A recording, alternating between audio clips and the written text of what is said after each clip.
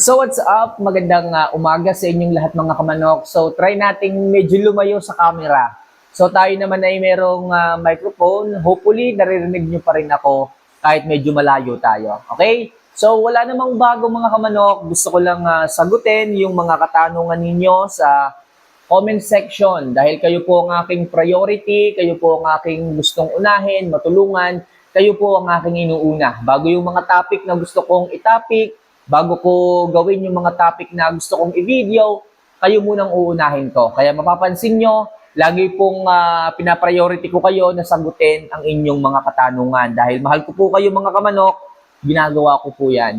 Kaya isa lang laging hinihiling ko sa inyo, mag-subscribe lang kayo dito at syempre mag-like sa video ito. So mga kamanok, huwag natin muna masyadong pahabain pa. Simulan agad natin kasi ang daming katanungan na gustong sagutin. Okay? Excuse me. So ang unang katanungan ay galing kay Kevin Obligado. Ayan. So, Idol, ilang beses ka po nagpapakain sa isang araw ng manok? Actually mga kamanok, dito sa Pilipinas, dito sa atin, so nasanay tayo na 2 beses po tayong nagbibigay ng pagkain or 2 beses tayo nagpapakain ng ating mga manok. So it's either sa umaga between pwedeng 7 a.m. to 7:30 a.m. Sa hapon, pwedeng 4:30, 4 o'clock p.m. Pwede rin po yon. Basta 2 beses po tayong nagbibigay ng pagkain sa ating mga manok. Pero sa ibang bansa po, especially sa Amerika, 1 beses lang po sila magbigay ng pagkain at yun po ang gusto kong gawin ngayon sa aking manukan. Pwede rin po yun mga kamanok. So ang mangyayari lang po dyan, kung dito sa Pilipinas, 2 beses kayo magbigay ng pagkain, ang gagawin nyo po, kung gusto nyo pong i-adapt, yung 1 beses lang pakakainin ng manok, kailangan yung pagkain ng umaga at magiging pagkain ng hapon, parehas po sila ng magiging dami kung pag-iisahin nyo po sila. Kung nagbibigay ka sa umaga ng 35 grams, then sa hapon is 35 grams din, so mangyayari, magiging 60 grams. Okay? Or mahigit pa, 60 to 65 grams ang ibibigay mo sa hapon. Kung halimbawa, magbibigay ka ng 1 beses lang sa isang araw, at yun ay sa hapon, madodoble yung dami ng pagkain. Sabi ko nga, kung meron kang 35, so magiging isa lang, magiging 60 or 65 grams lang yung ibibigay mo sa kanya sa loob ng 1 beses na pagbibigay ng pagkain sa kanya. So okay din po yan kasi napapasting po yung manok. So madaling sabi, pag napapasting ang manok, hindi po siya nagdi-develop ng taba sa kanyang katawan. So, ano po yung nade-develop niya sa kanyang katawan? So, lean muscle po. Okay? Sa tao, nangyayari din po yan. Pagka madalas po kayo nagfa-fasting, okay, yung stored glucose. Pag sinabing stored glucose, stored fats. Ang stored glucose po, pagka yun ay palaging nai-stored, yung glucose, yung tamis o yung carbs. Okay, kumakain sila ng mga carbs at hindi nila yan nagagamit sa kanilang daily activities, nagkakaroon po sila ng tinatawag na fats. Yung fats na yun mga kamanok, yun po ay naiipon kapag ang ating mga manok ay hindi natin nabibigyan ng workout and exercises. Kaya mapapansin nyo mga kamanok, ang ating mga alaga ay tumataba, bumibigat, matubig at parang mga buko ang laki. Malaki sila, tuwan-tuwa yung iba, pero ako hindi. Buko, ang bibigat, tapos ang tutubig. So yun po yung glucose. Pagka naipon yung glucose, nagiging fats, bumibigat yung manok, nagiging taba. Hanggang sa magkasapola kapag mas dumami pa ng dumami. Pero kung magkakaroon ka ng 1 day, 1 eat, sa mga manok mo, 1 beses ka lang magpapakain, so yung glucose na yon, yung fats na yon, yun ang kakainin ng sistema ng manok sa mga panahon o sa mga oras na hindi siya kumakain doon sa nasanay na oras na dapat ay pinapakain mo sila. Okay, for example, nagpapakain ka nga ng 7 a.m. at ng 4 p.m. Okay, kung magpapakain ka halimbawa ngayon ng 3 p.m. Ang sunod niyan, kinabukasan na uli ng 3 p.m. So, paano pag sinapit niya yung 7 a.m. ng umaga at hindi siya kumakain? So, doon po mag-i-start na kainin ng sistema ng manok yung glucose, yung sapola, yung taba ng manok hanggang sa mag-lean po ang kanyang katawan. Pag sinabing lean, hanggang sa maging muscle na po yung kanyang bultong katawan na may taba. Okay, bulto naman yan eh, mataba nga lang. Mabigat, may sapola. Hindi siya ganun hindi siya ganun kamaskulado.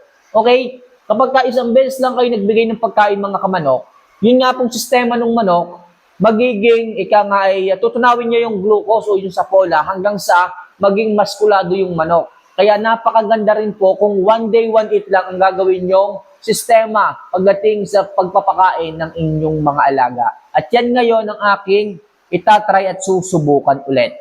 Okay? So next, ito galing kay Mario de Mailig. Ayan. So, ito ang katanungan niya. Idol, kapag ba ang ating mga manok, especially yung ganador, ay masungit? Okay, magiging masungit din ba ang kanyang mga magiging anak? Okay, salamat po sa pagsagot, Idol. Lagi po ako nakasubaybay sa iyo at nakasubscribe na din po ako. Okay? So, kung kayo man is mag-breed at ang inyong mga ganador, ang inyong mga tandang na i-breed ay medyo masungit o talagang masungit, ito ba ay mamamana ng kanyang mga aanakin? Malaki po yung chance na ito ay mamana. Pero mababawasan po natin yung porsyento na manahin yan ng kanyang mga anak kung magbi-breed tayo ng mga inahin o yung ating ipapaasawa sa kanya is wala po siyang ika-arte-arte sa kanyang katawan. Hindi po siya masungit. Okay? Kung ang mga linyada po ng mga inahin na yon is mga mababait, behave. So, pwede rin pong maglabas ng mga offspring na maayos, hindi masusungit yung pamilya na yon. Kahit pa ang tandang mo o yung ganador mo ay masungit, tapos yung inahin mo naman is maayos, maglalabas pa rin yan ng maayos. Pero, huwag ka lang papakasigurado, na wala nang lalabas na masusungit. So, 50-50 po yan mga kamanok. Pwedeng oo, pwedeng hindi, pwedeng oo, pwedeng oo, pwedeng hindi. So, nandun po. Pero, mas maganda kung inyo po siyang bibigyan ng partner na hindi po maarte. Okay? Alam niyo kung anong ibig ko sabihin. Para yung mga aanakin nila, maayos din po. Kung yun lang ang kung yung tandang na nga, masungit na. Lalagyan mo pa ng masusungit din na inahin, especially yung mga hatch. Ano pang aanakin? Di wala nang ibang pagmamanahan kundi sa ganyong pamilya din. Kaya yung mga magiging anak, masusungit din. Kaya bigyan niyo po sila ng 50-50 percentage para sa masungit at hindi masungit para maglabas sila ng maayos pa rin mga anak. Okay? So, yun mga kamanok ang sagot ko dyan. Okay? So, next question. Ayan, so ito mga nag-feedback na legit talaga Jackie Oats, bumulto ang katawan ng Nokis ko. Maraming salamat po. Ayan, so congrats and thank you sa tiwala, no? Ito galing kay Romel Cunanan. Idol, paano ba magpadami ng itlog ng ating mga alagang mga manok? Okay? So dahil breeding season na ngayon, kahit medyo nag-uulan pa rin, kailangan nyo na pong mag-breed para umabot kayo sa early birds. Okay? So, paano ba magparami ng itlog? Unahin ko na po sa inyong mga materials. Kailangan ng mga materials ninyo is ready to breed. Huwag po kayong maglalagay sa breeding pens ng mga inahin na mga pullets. Okay, hanggat hindi sila umuupo, huwag niyo pong ilalagay sa breeding pen sapagkat sa halip na mangitlog ang mga yan, lalong magtatagal. Araw-araw, stress ang ibibigay ng tandang sa mga inahin. Hahabulin yan mga kamanok, lalo na kung ang inyong mga tandang ay napakataas ng testosterone level sa kanyang katawan. Okay, for example, ang tandang ninyo is 1 year old. So, talagang mataas ang testosterone yan. Lalo na kapag na-priming ninyo, nabigyan nyo ng mga suplementong talagang magbibigay sa kanya ng mataas na testosterone, tapos ang ibibigay nyong inahin sa kanya, hindi ready to breed. Isipin nyo, hahabulin ng tandang yung inahin para ma-release yung init ng kanyang katawan. Ngayon, pag hinabol siya ng hinabol, mapapagod yung inahin, iinom ng tubig, magkakasakit, magkakasipon, magkakahalak. So doon nagsisimula ang pagka-delay ng breeding ninyo. Doon lalo hindi makapagpuproduce ng itlog ang inyong mga inahin. Kasi napipilitan silang mag-breed. Okay? O pinipilit silang i-breed. Kaya mga kamanok, piliin nyo po yung mga inahin na ready to breed na. Ready to lay para sa ganon, walang stress pagdating sa manok at walang stress pagdating sa iyo. So, sunod-sunod yung itlog, maayos ang produksyon, at syempre, magbibigay din kayo ng mga vitamina at suplemento na makakatulong para mas maparami ang itlog ng inyong mga manok. Nandyan si Breeder ADE, so halo sa tubig, halo sa painom, pwedeng sa umaga, pwedeng sa hapon.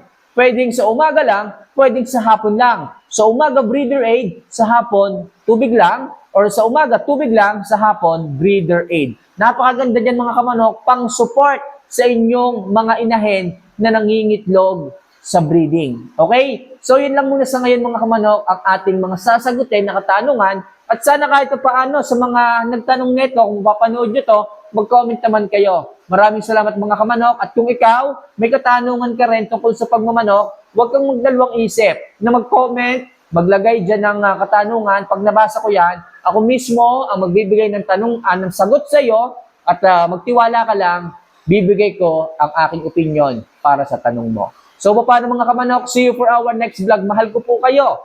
Paalam.